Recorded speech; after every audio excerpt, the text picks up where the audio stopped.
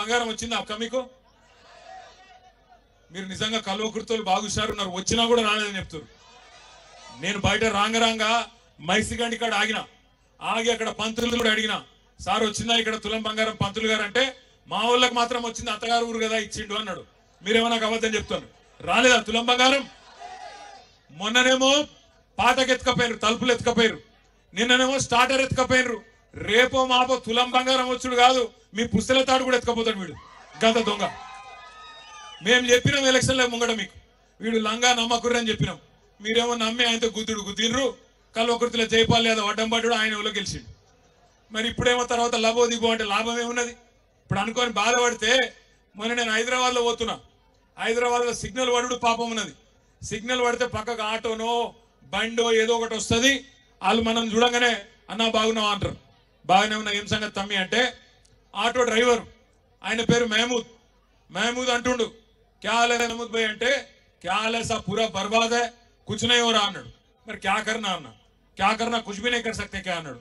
अब महमूद भाई एक वोट का सजा 5 साल है ना, ఒక్క ఓటు మరి శిక్ష 5 ఏళ్ళు ఉంటది కదా, ఏం చేయాలి నేను అని నేనన్నా. అంటే మహమూద్ భాయ్ ఏమంటుండు ఎరికాను నాతోని, సాబ్ కోయి తర్కీబ్ నీ ఏ అంటుండు. అంటే ఏమైనా ఉపాయం లేదా సారు అంటుండు, ఏమైనా ఉపాయం లేదా ఈయన ఇంటికి పంపేది అంటుండు. నేను మిమ్మల్ని అందరినీ కరెక్టేనా నేను చెప్పేది? మీరు కూడా గదే అనుకుంటారా వేరేమని అనుకుంటారా? ఒక్కసారి కేసీఆర్ ఉన్నప్పుడు బాగుండే అంటే చేయలే అంటారు. పక్కా ముచ్చట్నా ఇది కూడా, మళ్ళీ ఎలక్షన్ ముందు ముచ్చట్నేనా? పక్కానా ఈసారి? అర్థమైందా మొత్తం కాంగ్రెస్ మోసం, రేవంత్ రెడ్డి మోసం అందరికి అర్థమైందా? అత్తగారు ఊళ్ళో కూడా అర్థమైంది ఆఖరికి. మంచిగానే ఉన్నది కథ. నేను మీ అందరినీ ప్రార్థించేది ఒకటే, ముఖ్యంగా రైతు బిడ్డల్ని. ఇవాళ ప్రపంచానికి అన్నం పెట్టే అన్నదాత రైతు. రైతుకు కులం ఉండదు, రైతుకు మతం ఉండదు. వాళ్ళందరూ ఉంటారు, రెడ్డిలు ఉంటారు, కొమటోళ్ళు ఉంటారు, బాపనోళ్ళు ఉంటారు, ఎల్మోళ్ళు ఉంటారు, అందరూ బీసీలు ఉంటారు, ఎస్సీలు ఉంటారు, ఎస్టీలు ఉంటారు, మైనారిటీలు ఉంటారు, అన్ని వర్గాలలో రైతులు ఉంటారు. 70 లక్షల మంది రైతులను కేసీఆర్ గారు కడుపులో పెట్టుకొని 10 ఏళ్లు చూసుకున్నాడు. ఎవ్వరు మీరు అడగలే, దండం పెట్టలే, దరఖాస్తు పెట్టలే, ఎలకరాసు పెట్టలే, ఎలక్షన్లలో ఓట్ల కోసం కేసీఆర్ గారు మాట ఇయ్యకపోయినా మీకు 1 కాదు 2 కాదు 12 కాలాలు 12 సీజన్లలో 1 2 కాదు 73,000 కోట్ల రూపాయలు రైతుల ఖాతాల్లో వేసిన మొట్టమొదటి ముఖ్యమంత్రి భారతదేశంలో రైతు బంధు మన నాయకుడు కేసీఆర్.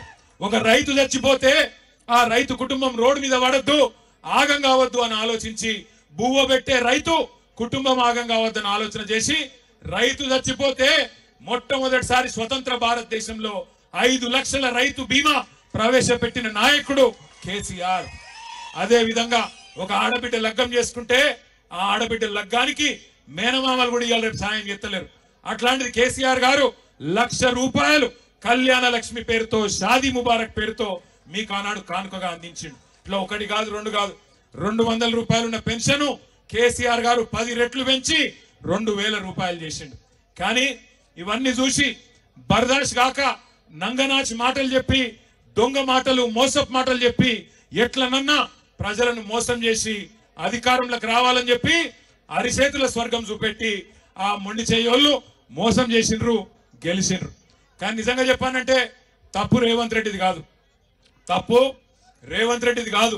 ఎందుకంటే రేవంత్ రెడ్డి చాలా నిజాయితీ గల్ల మోసగాడు. ఆయన నిజాయితీగానే మోసం చేసిండు. ఏం చెప్పిండు రేవంత్ రెడ్డి టీవీలల్లా? ప్రజలు మోసపోవాలని కోరుకుంటారు, చూసిరా మీరు లేదా? అది మోసపోవాలని కోరుకుంటారు ప్రజలు, మోసగాళ్ళని నమ్ముతారు, అందుకే మేము మోసం చేస్తూనే ఉంటాం అని చెప్పిండు. కానీ నిన్న ఇవాళ చూస్తున్నా, అమ్మతోడు చెప్తున్నా, తెలుగు భాషలో గిన్ని తిట్లుంటాయని నాకు కూడా తెలియదు. అరే రే ఏం తిట్లు తిడుతున్నా ఆయన నాకు అర్థం కాదు. మొన్న ఒక అవ్వని చూసిన, మీ కల్వకుర్తి తాలూకానేనట, ఎర్ర సీర కట్టుకున్నది, మా అమ్మమ్మ లెక్కనే ఉన్నది చూస్తే, పెద్ద మనిషి. ఇక ఆమె తిట్టుడు చూస్తేనైతే ఇంకోడు రేషం ఉన్నోడైతే యాడనో పాడుపడ్డ బావి చూసుకొని ఆయన దుంకి చచ్చిపోతుండే. రేవంత్ రెడ్డి కాబట్టి సిగ్గు లజ్జలు లేని బతుకు కాబట్టి బతుకుతుడు, కానీ అది ఏం తిట్లే నాకు అర్థం కాదు. ఒక ముఖ్యమంత్రి గిన్ని తిట్లు తినగానైతే నేనైతే నా జీవితంలో చూడలే. మీరు చూస్తురా లేదా? నేను అడుగుతున్నా, ఒక్కసారి మీరు ఆలోచన చేయండి. ఎవరిని మోసం చేయలేదు రేవంత్ రెడ్డి ఇప్పటికీ? కులగణన అన్నాడు, 42% రిజర్వేషన్ అన్నాడు, బీసీలను మోసం చేసిండు. రైతులకు రుణమాఫీ అన్నాడు, 10,000 కాదు 15,000 అన్నాడు, వాళ్ళని మోసం చేసిండు. రైతు కూలీలు 12,000 ఇస్తా అన్నాడు, మరి ఇవాళ వాళ్ళకు మోసం చేసిండు. ఆడబిడ్డలు 25,000 ఇస్తా అన్నాడు, మిమ్మల్ని మోసం చేసిండు. పెళ్లి కాని అమ్మాయిలు స్కూటీలు ఇస్తా అన్నాడు, తులం బంగారం అన్నాడు, లగ్నం చేసుకుంటే వాళ్ళని మోసం చేసిండు.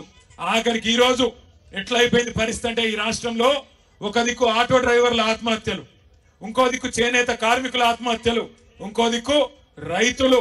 ఇప్పటి వరకు ఈ 420 రోజుల 420 పాలనలో 430 మంది రైతులు ఇప్పటికే ఆత్మహత్య చేసుకున్న ఒక దుర్మార్గమైన పరిస్థితి కాంగ్రెస్ పాలనలో ఉన్నది. అది మాత్రమే కాదు, ఇప్పుడు మా సోదరులు ఆర్ఎస్ ప్రవీణ్ కుమార్ గారు చెప్పినట్టు మన పిల్లలు బాగుండాలి, వాళ్ళు బాగా చదువుకోవాలి, విదేశాలకు పోవాలి, ప్రపంచంతో పోటీ పడే బిడ్డలుగా తయారు కావాలని చెప్పి మన నాయకుడు కేసీఆర్ గారు కొత్తగా తెచ్చుకున్న తెలంగాణలో 1022 గురుకుల పాఠశాలలు పెట్టి ఒక్కొక్క పిల్లోడి మీద 1,20,000 రూపాయలు సంవత్సరానికి ఖర్చు పెట్టి వాళ్ళను ఐఐటీలు, ఐఐఎంలు, ఎన్ఐటీలు, నీటులు, పెద్ద పెద్ద పరీక్షలలో పాస్ అయ్యేటట్టు వాళ్ళ కోసం ఎస్సీ, ఎస్టీ, బీసీ మైనారిటీల కోసం గురుకుల పాఠశాలలు పెడితే ఈ సన్నాసికి అవి కూడా నడిపస్తలేదు.